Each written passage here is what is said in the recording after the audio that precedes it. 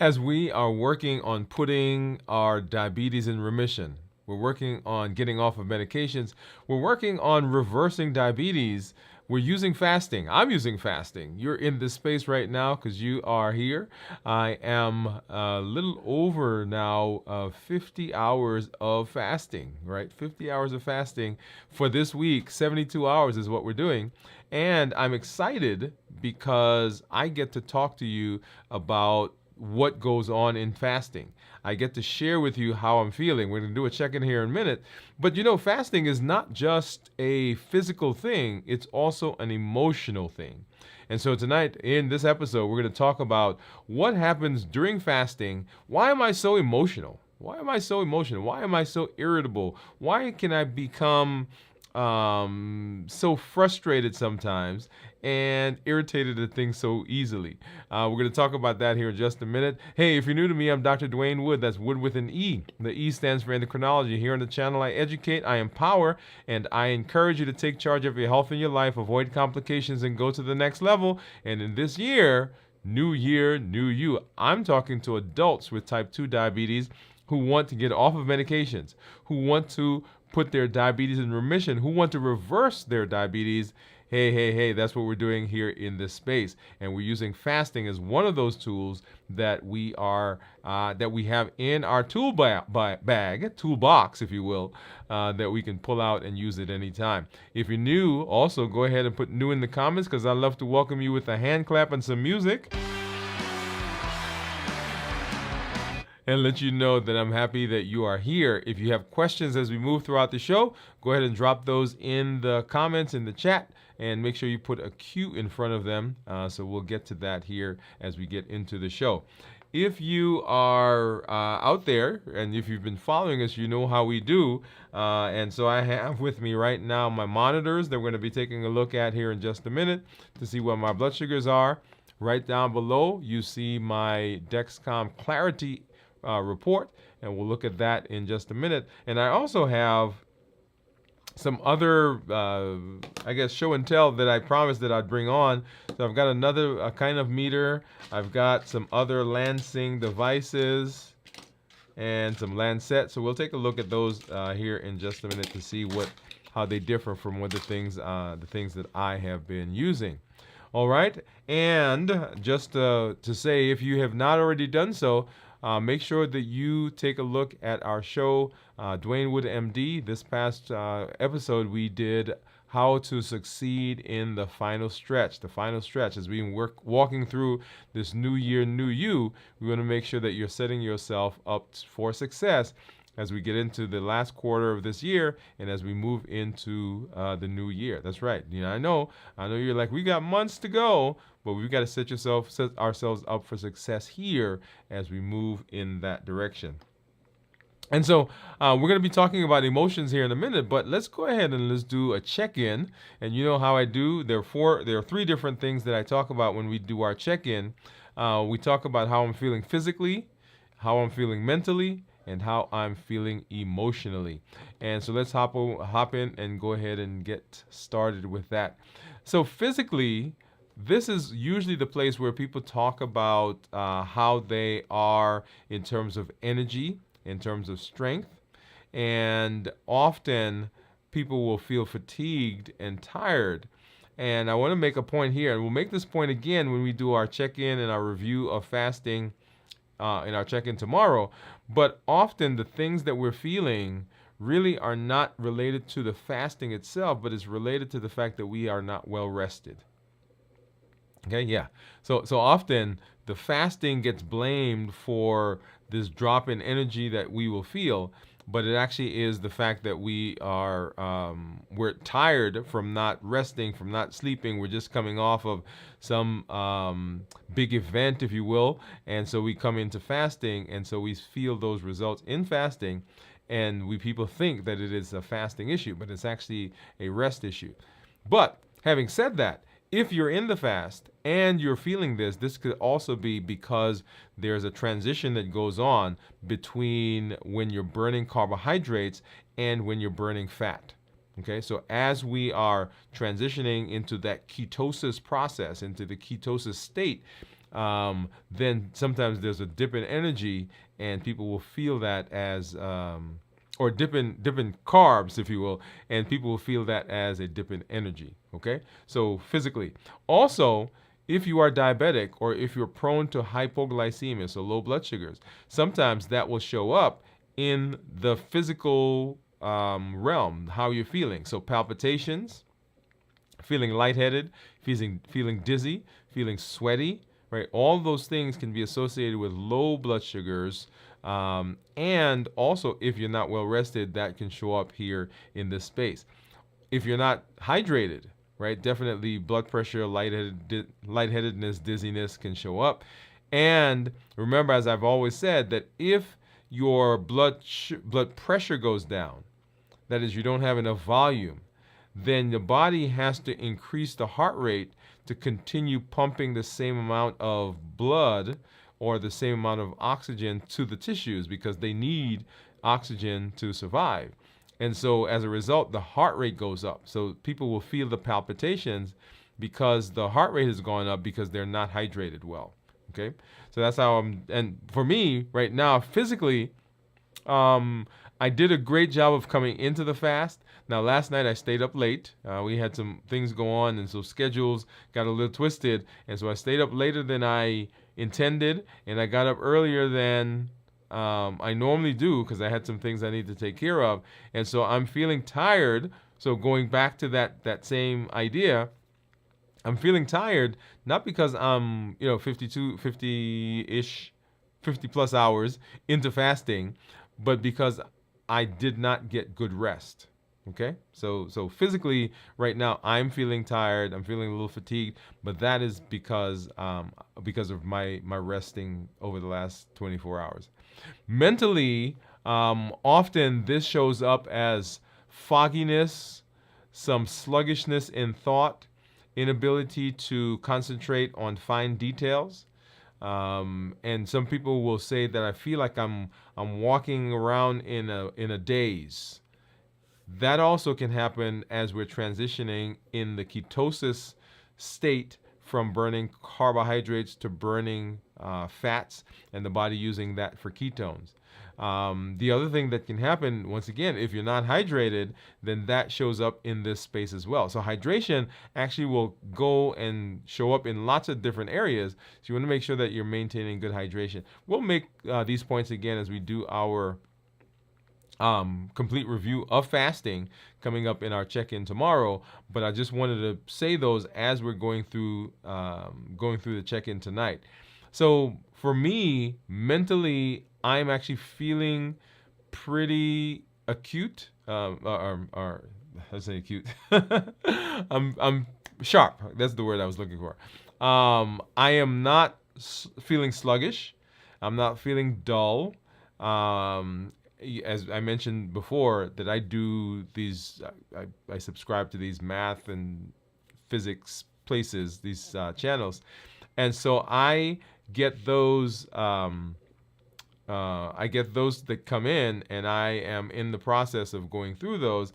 And I could tell sometimes when I'm feeling a little bit sluggish because I'm not as quick at answering the question as I've done that over the last couple of hours. Actually, I've been feeling pretty good. So right now, not feeling foggy, not feeling groggy, not feeling as though I'm dull in my thought process, not feeling like I'm grasping for words, which is something that actually some people will see. And then emotionally, this has actually been a good week because we've had some exciting things happen. We have been training in the office. We've been doing some new things, and that is now starting to settle down. Everybody's getting into their groove, and I am on the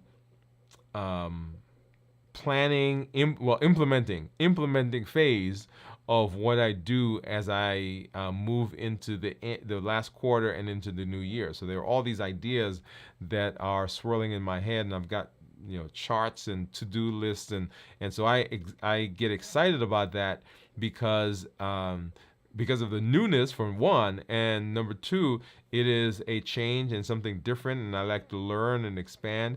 And so right now, feeling very energetic, physically, I'm feeling good in terms of my mentation, and I'm excited. That's the emotion that I'm feeling right now. Excited and just full of anticipation. Okay, so that's our check-in. So let's see. Let's take a look at blood sugars, and you'll see there on the screen. This is my Freestyle Libre, and right now the Libre says that my blood sugar is 59. You'll see down at the bottom, that's the graph that represents today, and you'll see from maybe, I don't know, 1-ish, 1:30, almost 2 o'clock, my blood sugar has been in the red. So that means that it's below 70 as I've gone through the day, and it's remained there, okay, for the rest of the afternoon. Let's take a look at my Dexcom. And so the Dexcom, this is the last, let's say the last 12 hours. Actually, let's do 24, okay? So for the last 24 hours, you'll see that my blood sugars have been within 70 to 150 and probably straddling right at about 100 and maybe 125, 130.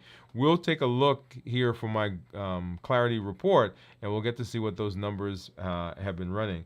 But if I run my finger over this, you'll see in the 90s, and then 115, 120s right there. Yeah, those are the ones I was looking at. 123, 124, 120, 121, 121, right.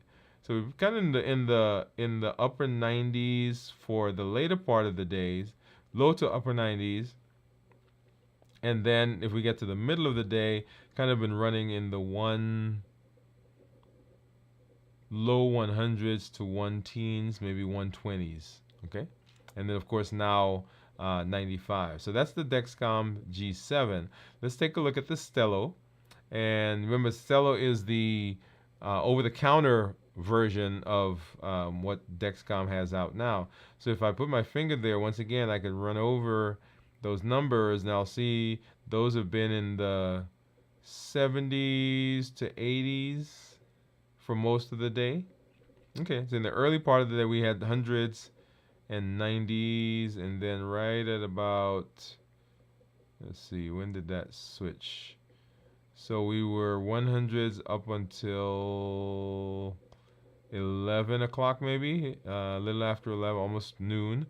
And then we switched over to the 90s, and we stayed in the 90s until about 3:30, 3:40, and then we switched into the 80s, and then kind of stayed in the 70s and 80s. So we'll take a look at that again when we look at my Dexcom Clarity.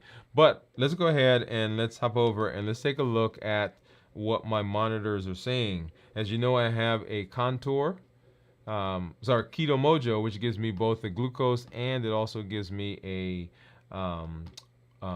ketone level, and then my Contour. Now what I've done, and let me change my scene. So I have a One Touch that I brought with me. Now we're not gonna check blood sugar with this, but I wanted you to see a different one. And then so I have strips for the Contour. We've got strips for the Keto Mojo, and normally I will use one of these.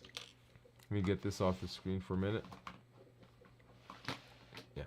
So normally I would use one of these Unisticks. Let's see. Let's get that focusing. Yeah. I'll use one of these Unisticks. Boom. You guys go over there. And this is one use. And here is another Lansing device. Here is another Lansing device. And here are some Lancets. So let's kind of run through that really quickly. Let's see if I can get... here's another Lancet. And of course, we've seen these blue ones before. Lancets. Okay. Let's take a look at that. So, in this thing, this is called a Lansing device. And basically you pop this up, and the Lancet goes into, I'm not sure if this is the right one for this lancet. Basically, the lancet goes in this spot, and you would turn this part off, and right at the top is the lancet. I don't know if you can see that, the little needle, and this would stick into the lancing device, and it would be covered, okay, like that. And so when I press this button, the lancing device deploys the lancet, and it comes out that way, and I get a poke on the finger, right? Just like we would do with the Unistick, right? Boom, and I get a poke. Now on a device like this, you can set the depth of how deep the lancet goes. Okay, so you can, depending on how callous or how thick the skin is, you can change how deep that goes. So that's what this one is. Right, let's put that one down. This guy is kind of the same thing. I don't have a lancet that goes with this, but you basically twist this off. That lancet goes in here. Let's see if this one will fit in there. It's not the right one, but let's see if it fits. So basically this goes in here, and it doesn't look like it does. But it would go in just like that one, like the other one I showed you. You twist this off, and then once it's in, you basically put the cap back on. And then when you press the button, then the button deploys the lancet. Okay? And just like with this one has the depth around the top here. This one, the depth, you have a little I don't know, a wheel that you turn, and that wheel puts the depth of the lancet that's coming out. Okay, all right, and then of course you got a little lever. You pull it, you kind of pull it back, and that gets it set. And then when you press the button, you may be able to hear that. That deploys it, right? So you pull this back, that sets it, and then let's go here. When you press the button, and you see that little green button right there, right? You hear that. Okay. Now this one, let's see. This one has the white button, and you would press that white button to deploy. Of course, let me set it again. And without getting poked, by the way. Okay, all right, so there we go, and then you should have heard that. And so anyway, so that's how that works. But I wanted to bring those over so that I think I've mentioned that I would do that, and there you have it. All right, so let's go back and let's take a look at these other guys. So let's go ahead and grab a test strip. And this is the one for the contour. Get that in there. Let's change to this scene. And let's start with the blood sugar strip for the Keto Mojo as well. Let's get that one in there. Okay, and then we'll come back and we'll do the ketone in just a minute. And I'm just gonna go back and use my trusty Unistick. Because I like that. It's one use, and it usually works well. So just like we said before, we're going to turn this top off, and then let's go ahead and let's pick a finger. Actually, let me do this one, and then let's do that so that you hear it. And then come back here. Let's see if we got a good poke. I don't think we did. I think I might have to do that again, but I think I have at least one to get the Keto Mojo going. Yeah, I think that'll work. All right, so that's going, and while that's happening, let's see if we can get at least one more drop to get the contour going. Let's see, that work? Okay, yeah, I think it did.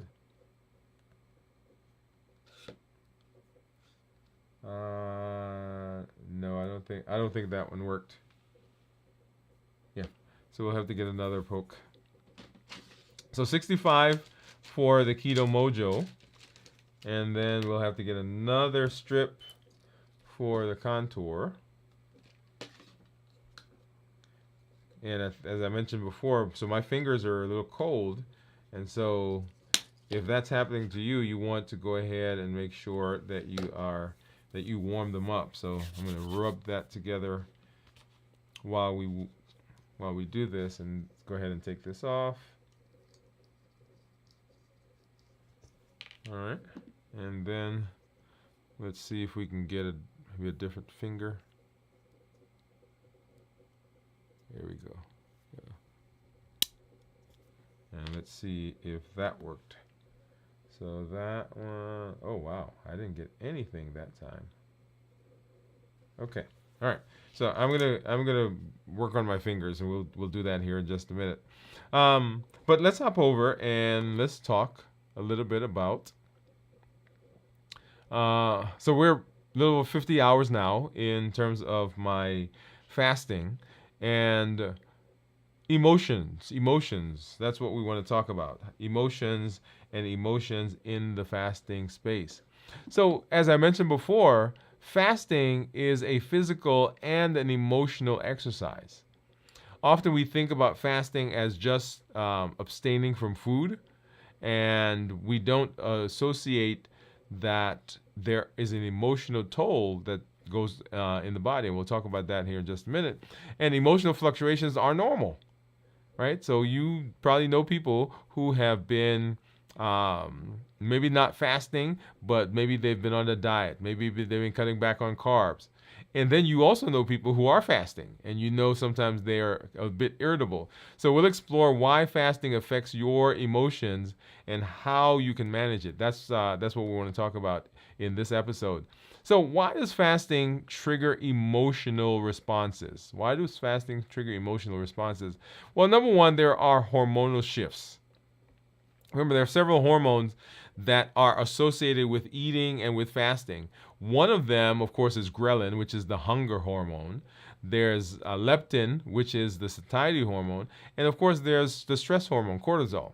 So as we fast, the ghrelin and the cortisol will increase, because cortisol is a stress hormone, and fasting, those initial phases at least, is a stress on the body. And so your cortisol level will go up.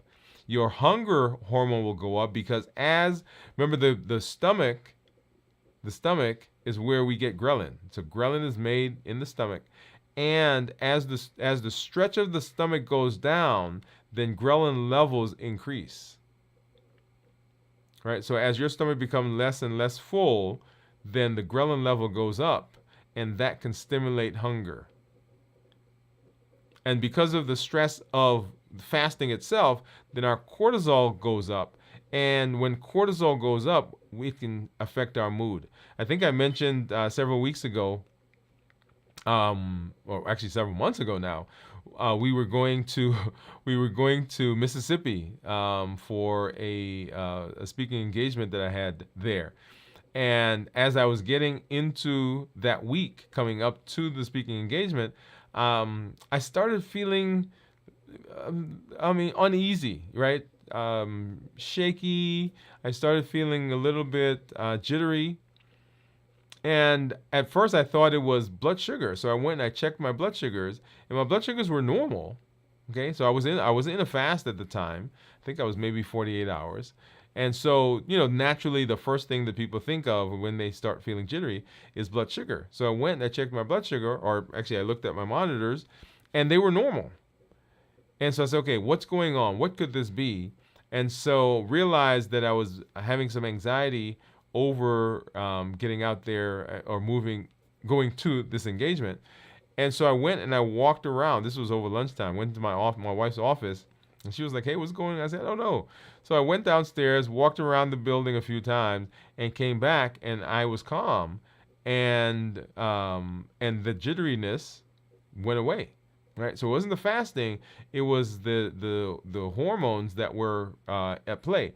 And so just like if you're in a stressful environment, stressful situation, that will cause your cortisol level to go up, and that can cause issues for you in fasting as well, right? Because you get those mood swings, you get those changes. The other thing is physical discomfort. So we are so used to having things in our stomach. Often people will say to me, "Hey, I'm hungry." I say, "How do you know you're hungry?" They say, "Well, my stomach is growling." Well, growling simply means empty. It doesn't mean hungry, right? Now, the body can make you growl because you're hungry, but we've gotten so used to having things in there that anytime there is that feeling, then we think we're hungry. So hunger would be one. Fatigue will be another one that will show up physically, right? Kind of low energy and those triggers, those things will trigger your emotional stress. And that will cause cortisol go up. And then cortisol, as we said before, will have other issues at play. The other thing is neurotransmitters. There are changes in neurotransmitters. So as you are fasting, then that dopamine level, which we are associated with eating, right? So dopamine is that pleasure hormone, the anticipation as well. So dopamine levels will initially go down because you're not eating. You're not getting that that burst, that flavor, that food. And so because those levels are going down, dopamine and serotonin, then you can become irritable and you can have changes in mood. So all of these are things that are going on, and if we're not mindful, if we're not careful, if we don't know, if we're not aware, then that can derail us and cause lots of problems for us in our social environment, okay? So common emotional triggers. What are some common emotional triggers? Well, number one is hunger. Have you ever heard people say they get hangry, right? So hunger can and hunger paired that with the angry, so hangry. So hunger-related irritability can hit hard. So if you are not prepared, this is one of the reasons I talk about preparing for a fast, and we'll go through this more when we do our fasting review. But if you don't do a good job of preparing for the fast, that means on your non-fasting days, making sure that you are eating a well-balanced diet, right? Nutrient dense as opposed to calorie dense. So because when you get into the fast, then if you've not done a good job on your non-fasting days, when you get into the fast, now you're having the side effects of not being fully prepared, right? So you don't have all the nutrients. So often people will cut back on their food, they're cut back on what they're eating, and because they're not having a well-balanced meal, they can have deficiencies. They can have low protein, and they've not been eating healthy fat. So now the satiety goes away, right? So remember, fats and proteins help you remain satiated. If they're not careful, if they're not eating well balanced, they can have deficiencies in terms of vitamins and minerals, and you get the idea, right? So making sure that you're doing that on your non-fasting days, so that when you're in fast, then you don't have all of those issues. And then the hunger, when it hits, whoa, right? It comes on like like a ton of bricks. The other thing is self-doubt can come in. So where you begin questioning your ability to continue fasting. And that's a natural thing that you will feel because you've had these fluctuations in hormones that are going on. You've got this physical feeling that you have, and if you don't understand it, you'll begin thinking that something's going on that's wrong or detrimental because of the fasting. And so you begin questioning, hey, maybe I should stop. Maybe I should get off the fast. Maybe I should, right? So maybe I should. All those things are going on in the mind. And then, of course, there are external stressors. Life. Life is going on. And so when we talk about preparing for the fast, one of the very key things that I talk about is making sure you're not coming out of or going into a stressful event or a stressful situation. Because if you are, those cortisol levels will go up. When the cortisol levels go up, then that causes all of the changes that we just discussed, and people feel that, and then they think that there's something going on with the fast. Okay, so those are some other reasons why you can have emotional changes. So emotional resilience is something we want to talk about, and emotional resilience is what helps us get through all of this. So emotional resilience is the ability to adapt to, recover from, and go stronger in response to stressful or challenging emotional experiences. Tied closely with this is the idea of emotional intelligence. Because remember, emotional intelligence is the ability to be aware of your emotions, the emotions of those around you, and being able to harness and use that to help you move forward and to be successful. So emotional resilience is the ability to adapt to, recover from, and grow stronger in response to stressful or challenging emotional experiences that you will get into. And this can be one. So key components of emotional resilience. One is emotional awareness, right? So this goes back to this idea of emotional intelligence. You've got to be aware of where you are, how you're feeling. You've got to know yourself. And this, we'll mention this again. This is where mindfulness comes in, right? So mindfulness says, hey, I'm taking the time to be aware of what is going on within me, in my body. How am I feeling? How is this sitting with me, right? So emotional awareness. And then emotional regulation. And that's the ability to regulate yourself. One of the things when we talk about children is we want to teach them how to regulate emotionally, right? This is the whole idea behind, they say, put the kid to bed, and they cry and they cry and they cry and they cry. And sometimes, mom or dad wants to go in there and console them. And one of the key ideas with not going in is now the child has to learn how to regulate their own emotions. Now, I'll say that even as adults, sometimes we have problems with that, right? And if we have not learned well, then that becomes an issue for us as adults. So emotional awareness, knowing where we are, emotional regulation. So we've got to learn those techniques. A positive outlook that says that despite what's going on now, I know that things are going to get better, that things are going to be better, that I can succeed, that I can get through this and be successful. Having a positive outlook. Because if you have a negative outlook, then you can't be resilient. And remember, resilience is the idea that you are able to bounce back. Not that you don't fall, not that you don't have areas of challenge, but even when you do have them, you're able to bounce back. And if you don't have a positive outlook, then that gets very difficult, right? It gets very challenging. As we're talking about, negative self-talk, and there's a whole other conversation. But having a positive outlook. The other thing is flexibility. So being able to bend without breaking. I tell the story that, I often hear, and we had a storm here today, so thank you for all of you who sent messages and questions, making sure we were okay. But one thing that amazes me is that there'll be this great big old tree that has a trunk that's, really thick. And after the storm, you'll go out and that tree is snapped in half and it's fallen. It's down on the ground.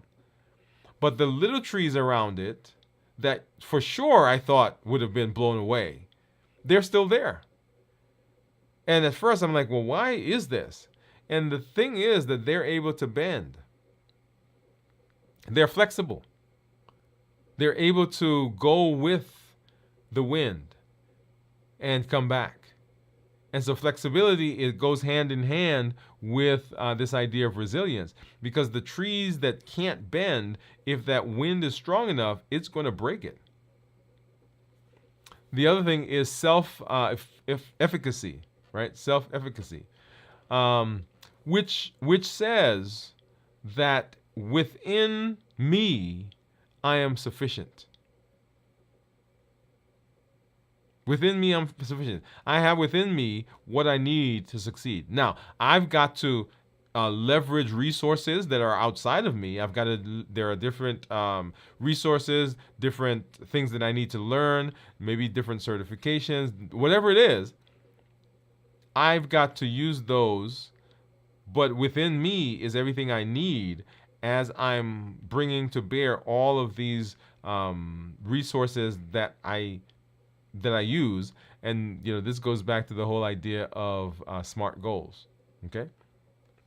So as I'm fasting, as I'm having to deal with these emotional things that are going on, right, becoming emotionally resilient, I've got to know that I am sufficient and I have the ability to leverage things outside of me to be able to deal with what's going on inside of me. And this falls right into the next one that we're going to talk about here, social support. Now, I'm a big connection person, right? So we cannot succeed and be continually successful in isolation. It takes support, it takes connection, it takes community. I always say, if you want to go somewhere, go by yourself. But if you want to go long, go far, and be successful continually, take people with you. All right? Support, social support. And then self-compassion. And this is a big one because the hardest people on us are not usually the people that are outside of us. The hardest people on we are hardest on ourselves. We talk to ourselves in ways we would never talk to other people. We put ourselves down in ways that we would never dream of talking to other folks around us. So we're the hardest critic. And so giving ourselves self-compassion, knowing that there are going to be times when it's not going to work. You're going to put everything in and it's not going to succeed. You're going to put everything in and you may have to come off the fast. But that's okay because we can get back on. And doesn't mean that there's anything wrong with you, that you are a failure, that you're not strong enough, and all those things that we tell ourselves in our heads. Yeah. So self-compassion. And it goes closely with self-care, which we're not talking about here, but self-compassion is a part of self-care. Being aware of where you are and being kind to yourself. I guess that's the word. Being kind to yourself. Just like you're kind to everyone else, being kind to yourself. That's self-compassion. Okay? And those are big components, or key components, I guess I should say, of emotional resilience. And so how do we build emotional resilience, right? One, we have to accept our emotional waves. And that's why this is an important conversation, because we have to know that the waves are coming. Ups and downs are normal during fasting because of all the things we talk about, all the changes in hormones, all the physical changes, all the external stressors that may be there. Understanding that, being aware, is the first step. And accepting. I guess I should throw that in there. Understanding or being aware and accepting it. And then next, mindful techniques. So we're talking about how to build resilience, emotional resilience, right? Number one, accept emotional waves. Number two, mindful techniques. Learn mindful techniques, deep breathing exercises, mindful observation so that you can stay centered, being able to meditate, being able to come aside, being able to visualize is one we're going to talk about here in just a minute, right? So all of those are techniques that allow us to be mindful so that we are aware of where we are, because one of the big things we just talked about is being aware of your emotions and how you sit in a space. And if you're not aware, then you can get derailed and set yourself up for a bad outcome with the fasting. Okay, mindfulness also allows you to stay centered.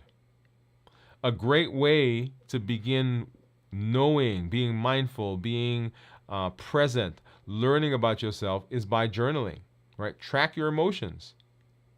Track your progress during the fasting.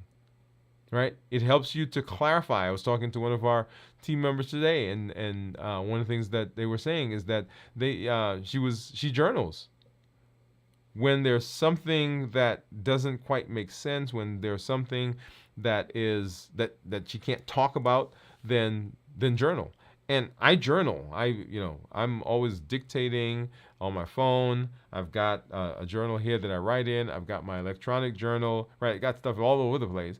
But it is the process of getting it out of my head and onto a place where I can look at it and I can evaluate it um, in a way that doesn't stir up all of that stuff in me, right? Because when it's in my head, guess what? Every time I think about it, there's something that comes up here. But when it's on the paper, I can look at it objectively and say, hey, this is what I need to do. So track your emotions using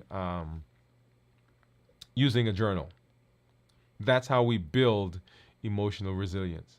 So understanding that, yes, it's going to happen. You're going to be emotional because we've got changes.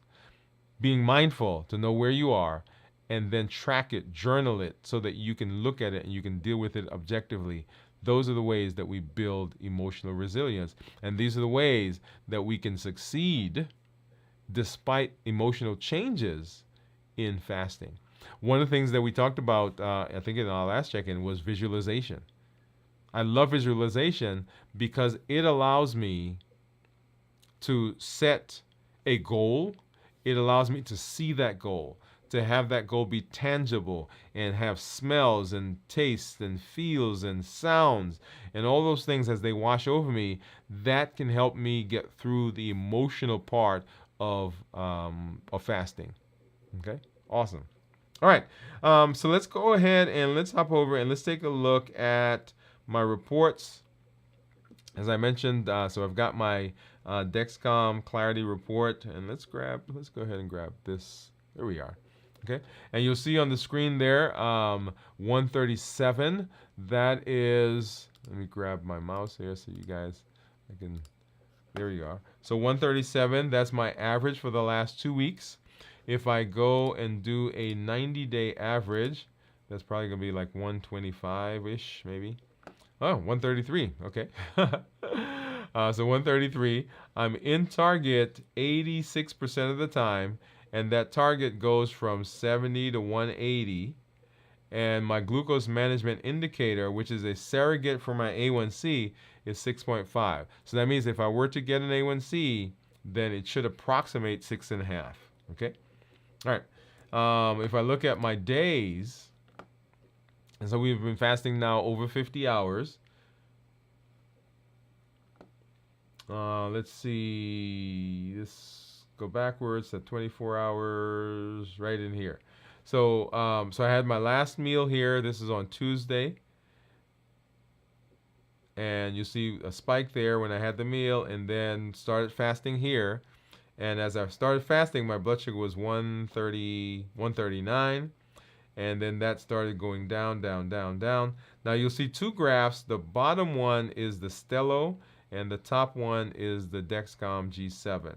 Okay, because I have both of those here. On this graph, you won't see the Libre because that doesn't come into this space. Probably should look at a Libre graph at some point. Probably not in this show, maybe another. We'll bring that up. So anyway, so this is the Stello, that's the Libre, and you'll see that those numbers after I started fasting continue to go down. And then 24 hours later, we're down into the 90s. And then, of course, 24 hours after that, so 48 hours, we're in the 90s and continuing on 48 hours, 49 hours, 50 hours, into the 70s and 80s. Okay? All right. So what I want to do is I want to get back over here because I think I'm going to have to do another finger stick because we didn't get a good one when I did that earlier. So now we want to get another glucose and ketone strip. So hopefully my fingers are, let's get rid of that guy right there. And this is the blood sugar. Let's go over here. Okay, so let's grab this one, and let's do another finger. Let's see. Let's get this one.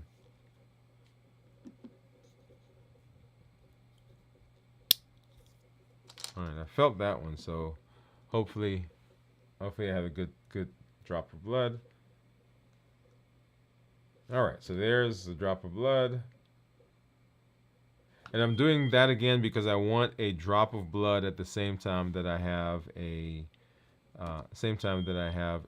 ketones. And let's get my phone back on here. All right, come on. Let's do this because I don't want. Let's do this one because I don't want that blood to dry. So let's go ahead and grab this ketone. We get this strip in. And I do have a drop. Let's get that started. Okay. And as always, I'm going to tease you guys. I'm not going to show you all of that right yet. While that's running, go ahead and get my phone back. Let's see, where are we? Okay, there we are. Turn those off. Okay, here we go. So what do you think my ketones are? What do you think my ketones are going to be? Okay, so a little over 50 hours of fasting, right? What do you think it's going to be? Go ahead and drop that in the chat. And so let me go ahead and I'm going to sync. I'm going to take this off because I don't want you to see it yet. We'll go ahead and sync that. So it pulls it over. And drum roll, please. What do you think it's going to be? And let's go ahead and let's see if I can do it at the same time. Let's see which. I want to do this one. Okay. Well, you saw it. So blood sugar of 69 is what it was, and then my ketones are 1.7. Okay, so 1.7 ketones. And for ketones, remember, ketones that are less than 0.5 considered normal. 0.5 to 1.5 considered nutritional ketosis, and then above 1.5 considered therapeutic ketosis. Okay, and so if we are staying in the ketogenic state, we want to, or ketosis, I guess I should say, we want to have ketones that are 0.5 or higher. And so mine 1.7. If we look at the graph, the tan line that you see there, those are sugars, and then the turquoise line, those are ketones. And so as I fasted, the tan line has gone down, blood sugars are dropping, and then the ketones, the turquoise line has gone up. Remember, insulin and ketones can't be in the same space. So if my blood sugar is going up, that means that insulin has to come out also to treat the blood sugar. And when insulin comes out, then the ketones go away. As I fast, the blood sugars go down. When the blood sugars go down, insulin goes down. When insulin goes away, ketones come out. Okay, so kind of matter, antimatter. It's kind of like the old movies, or I shouldn't say old, sci-fi movies. They say if you travel back in time or go to the future, don't interact with yourself because you can't be in the same space, right? That's the same idea there. And so that allows us to track my ketones. And if you're trying to stay in ketosis, then this is a great way to track that. That's one of the reasons I like the fact that we now have an over-the-counter continuous monitor, because you can track blood sugars. But there are also monitors on the market, and I'm using one here, and this is not the only brand, that you can use to track ketones. And like I said, particularly if you're trying to stay in ketosis, it's a great way to be able to monitor that. We did a show where we talked about the different ways of monitor, breath, ketones, the breath, the breathing, the dipstick, urine, and of course the ketone strips from a ketone meter. And go back and make sure you watch that one if you're thinking about getting a device to be able to do that. Awesome. All right. Let's see. What else do we have? So we looked at our graphs. We looked at our ketones. We've talked about the emotional changes that you will see during the process of fasting. And so I want to now talk a little bit about our success in terms of our health and our wellness. Remember that in your hands, at your fingertips, everybody, there is unlimited potential. You have within you the power. You have within you what it takes to make changes for your metabolic health. You have unlimited ability to set yourself up to be metabolically successful. You have unlimited ability to make changes. Now, I hear people say all the time, like, I made some decisions in the past and now I have complications. And, so we go through that process. The past is done. We can't change that. But we for sure can make some decisions now, right now, that sets us up for success in the future. And that is the unlimited ability that you have. And that all comes through education, empowerment, and encouragement. That's what we do. We educate with the shows. We educate with the blogs. We educate with the podcast. All of that is with the intention of changing, of shifting our frame, changing our mindset to help us know that we have a growth mindset. We don't have to be stagnant. We can learn how to make differences in our lives. We educate, we empower with the tools that we learn. Every month we have a new challenge that we do. Make sure that you are working through those challenges. Those are ways of implementing, of practicing all the concepts and theories that we work on, that we're learning, right? Put them into practice. Don't just let them sit on the shelf, right? Get involved. And we'll talk about that here in just a minute as we talk about our call to action. Get involved and do those. So every month there's a challenge. If you're just joining us, if you're just finding us, if you're just realizing that we're here, you've not missed. People say, oh, I've missed out. No, you haven't. The shows are still there. Go back and take a look at those. And in fact, let's see. I was sharing last night in our check-in that we have some amazing playlists that we've created. One of my favorite ones, let's go back over there, is this one that's entitled How to Reverse Your Diabetes, right? So that's what we're talking about. So right now there are 38 episodes that are in this that talks about all the things that we've done in our New Year, New You process, right? There's one out there, let's see, and that one is called How to Fast Successfully. Let's see if I can, and these are all out on the channel.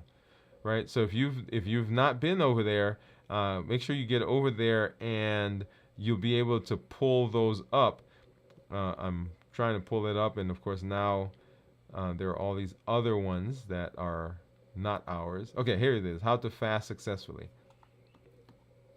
All right, so How to Fast Successfully, and look at that, 74 shows. There are gonna be 75 after this one, right? That you can get out there, and all the things that we've talked about in terms of fasting, how to fast successfully, very important one to be able to go through. And then the other list that I tell people that they should get to is this one that's called Mastering Diabetes. So if you have someone in your life who is talking about diabetes, who's been diagnosed with diabetes, type 2 diabetes, then I would recommend starting with the Mastering Diabetes playlist. That tells you all about diabetes, what it is, complications, and so forth. And then I would go to the How to Reverse Diabetes playlist, because now that you know about diabetes and what the issues are, now how do we improve it? How do we get better? How do we get off of these medications? How do I improve my metabolic health? And then How to Fast Successfully would be the third one, because that one now helps you with some of the tools that you need to be successful in reversing your diabetes. Right? Notice the progression. What it is, how do we reverse it, And then here, let's take a look at these tools that we have that we can that we're using, and we're using fasting as one of those most powerful tools. If you are not diabetic, if you're not diabetic, I would still recommend the same series in terms of the playlist.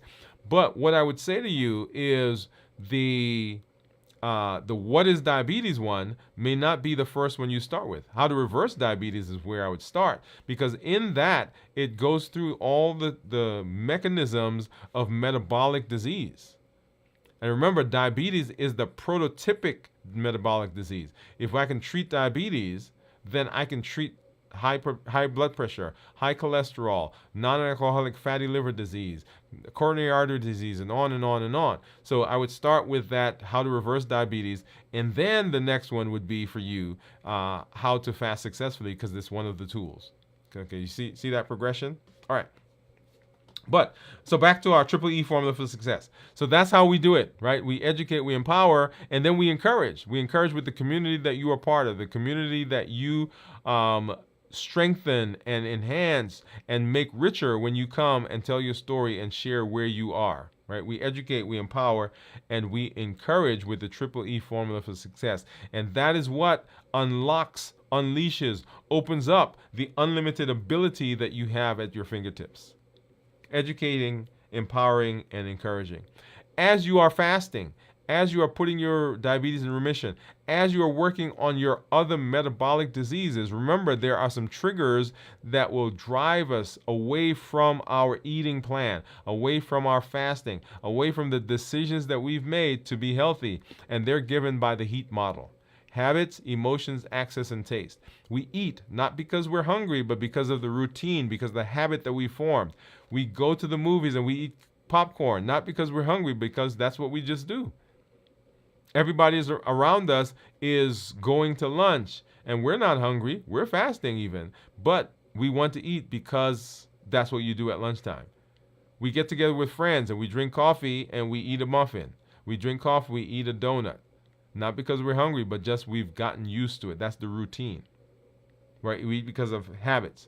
We also eat because of emotions. We're hungry. Oh, sorry, not hungry. We're angry. We're lonely. We're tired. We're frustrated. We're bored. Whatever the emotion is, when that emotion gets strong enough, it will, if it gets strong enough, it will push through, break through your decision to eat better. Push through the decision to fast. Push through the decision to make healthy choices. Habits, emotions, access when things are just around. Not because you're hungry, but it's just there. You walk by a coworker's desk and they have that dish of candy and you grab a candy. You go by the kitchen and you're not hungry, but you see that bag of chips. You see those that slice of bread. You see that whatever it is in the kitchen and you're like, okay, I'm going to eat that. Not because I'm hungry, but just because it's there. And then we eat because of taste. The perfect combination of sugar, of salt, and fat. That's called the bliss point. That's what the manufacturers want you to, or that's what they want to develop, so that when you taste that thing, you're just like, oh, I can't just have one. The bliss point. And as you're thinking about taste, remember, we're not chasing after the taste necessarily. What we're chasing after is what the food did for us. The calm that it brings, the relaxation that we think we get, that dopamine hit, oh yeah. That memory that it brings back of that time when we went to that place and we ate that thing and we felt that way. So we eat because of habits, emotions, access, and we eat because of taste. And then remember our pillars for reversing diabetes and for dealing with metabolic disease. Let me throw that in there. We decrease insulin, we suppress the appetite, and we reduce sugar. We decrease insulin because insulin, when it comes out, it will stimulate what? Weight gain. It will stimulate our appetite. It will stimulate high blood pressure. It will stimulate non-alcoholic fatty liver disease. It will stimulate all of those things that are downstream from having too much insulin. And then we suppress the appetite. When we suppress the appetite, then we don't have to struggle with what we're putting in. right? Those things that cause spikes in blood sugar. When we have spikes in blood sugar, of course, we have insulin, and we've just talked about what insulin does.